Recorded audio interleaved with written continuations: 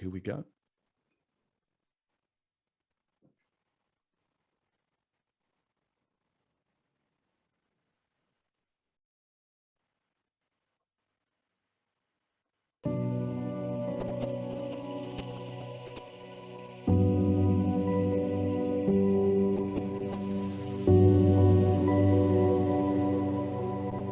If you had to live only in the digital world or the physical world, which would you choose? I had the choice to be in the digital world at the same fidelity as the real world with immortality. I would absolutely go with the digital.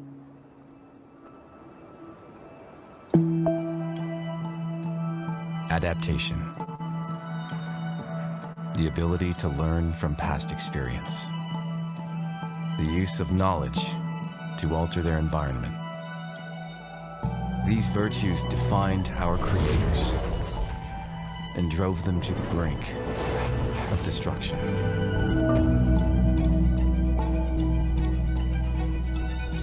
But we cannot exist without them. We must save her.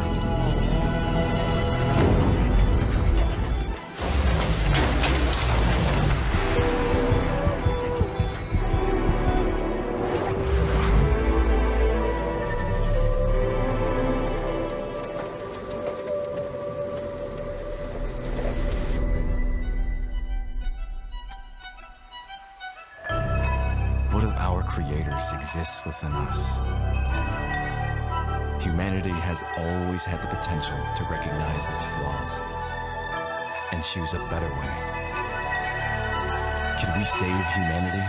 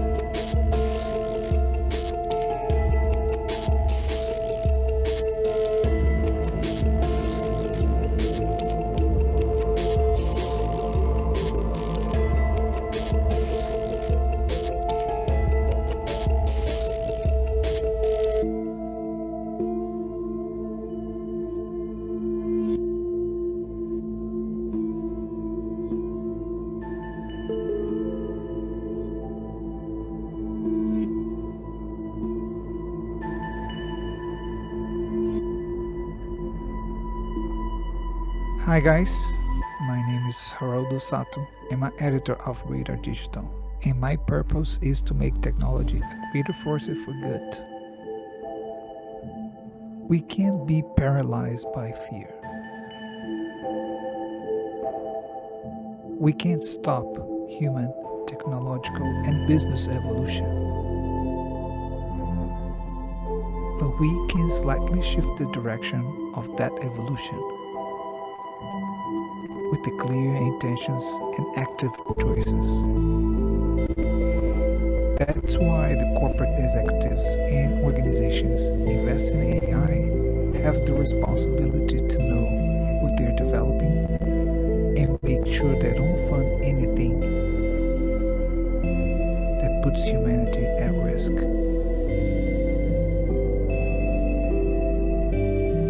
Can we do this alone?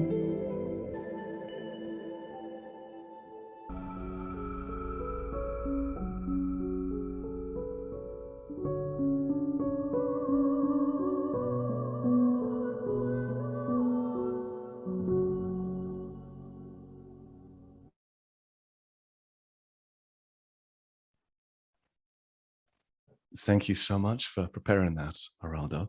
Let me spotlight you here again. Can you say a few words about who you are and give us a bit more context on why you want to share that today with us? My name is Haroldo Sato. I'm editor of a digital transformation hub here in Madrid and responsible for operation in Iberia and also Latin America. So I'm responsible for expansion and human-centric programs. And I'm also a speaker at the AR in VR Association as a keynote speaker. So in the last two summit, I've been talking about how we can use technology for good, especially immersive experiences. In the last summit, I brought this video, but this is a short video. I did at the event a 15-minute video. So if you guys wanted to see the whole talk, I can share it later. So the thing here, so in the beginning of this video, so you guys can see a short video that the guys then we can do as a new technology from VR and AR experiences. It's so how fidelity and realistic we can use the technology for VR. So, and then nowadays, especially this software, it's called, I don't know if you guys know, it's Unreal Engine by Epic Games. So Epic Games is also developing a lot of powerful tool and to develop more immersive experiences. So I don't know, Richard, if I can share the MetaHuman video, can I share?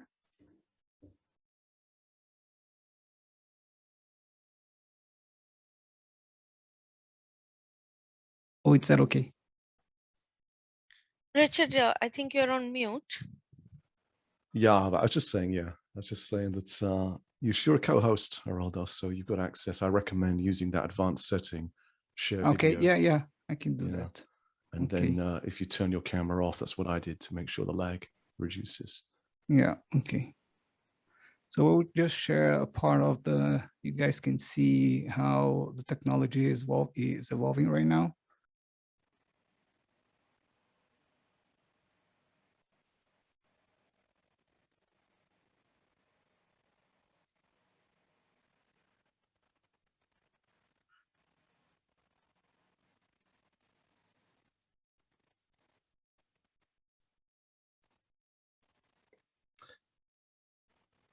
I'll put a copy of the chat up on the archive as well for the event to give us a chance to read through it again.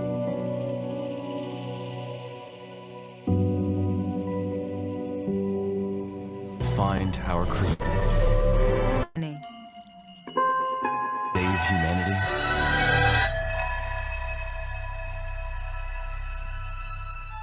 Was bringing her here the right choice?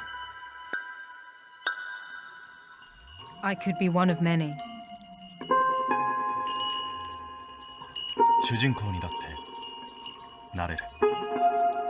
Je pourrais être architecte. Ou guide.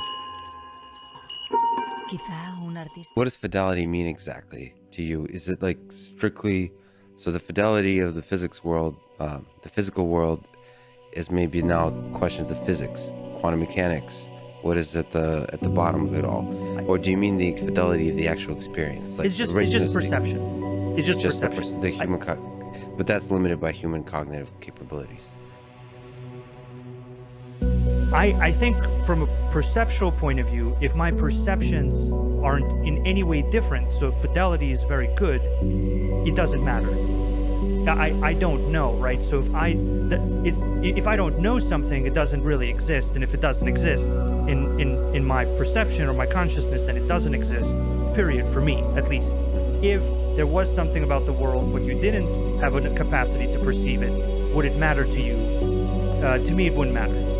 How difficult is it to engineer a virtual reality, a digital world that is sufficiently of high fidelity where you would want to live in it? I think that's a really testable and a fascinating engineering question.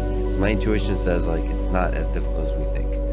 It's not nearly as difficult as having to create a quantum mechanical simulation that's large enough to capture the full human experience.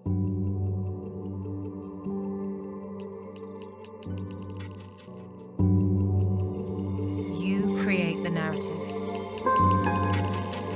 I am MetaHuman.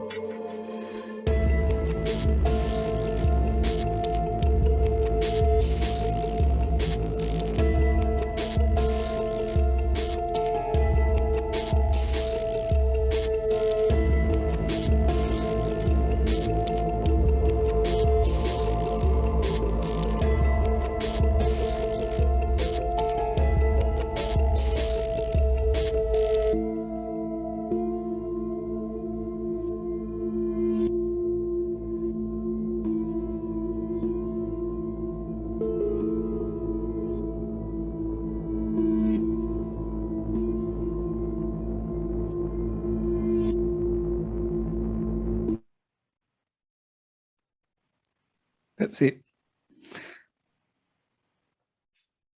Thank you so much. Yeah. Okay. So Yeah. we're going So to go on, please. yeah. So just so you guys have an idea how powerful the tools of developing VR, it's enhancing a lot in the last 20 years. So yeah, so if we're thinking about AI in this technology, it's evolving, it's not in the same direction, you know. So if we're thinking that we are collecting a lot of information from those experiences, especially young generation and gaming industry. So as just having an example, so Epic Games raised $1 billion fund last April just to improve metaverse. So metaverse is kind of those environments that we can become more powerful, immersive experience from the gamers and etc. So and also in Unreal Engine, it's also a platform when you can use those 3D assets wide to become more immersive those experiences. So as we saw the conversation with Lex Friedman, that he's a AI specialist from Stanford. He has a very interesting podcast. If you guys don't know, so definitely recommend to follow. And the conversation that he had with the surgeon is they're talking about, okay, so if the virtual reality it's becoming more powerful, probably in the next few years we can totally live in the digital world, and there's no different because our perception is going to be, you know, totally digital. So the concern is how we can use those information. If we are already connected, addicted to a simple, you know, smartphone with no immersive experience, with a lot of a poor experience, you could imagine with using VR, and the technology is evolving every day. So meta humans, so digital humans, twins, etc. So it's evolving, you know, very fast. So in the industry itself, I'm not speaking about, I'm not speaking on behalf of the association, but as a professional with a lot of concerns of how the companies and the communities using VR in AR, everything now, it's quite scary because most of those companies, they are not educated well. Congratulations, Regine and Johan, about the speakers, about the speak. But that, yeah, they don't have a clue, but they're using this information for different purpose instead of education, improve our humanity, you know. So just to have an idea, Epic Game is now, it's the valuation is 20, almost $30 billion. And then most of the application is using for shooting, for pornography, sex, and etc. So not for good purpose. So we need to be very aware of how we can use that for good purpose. And that's it. So I'll share my link here, my LinkedIn contact. I'm on the community. I would like to thank you, Richard and Viva and everybody. And yeah, that's it.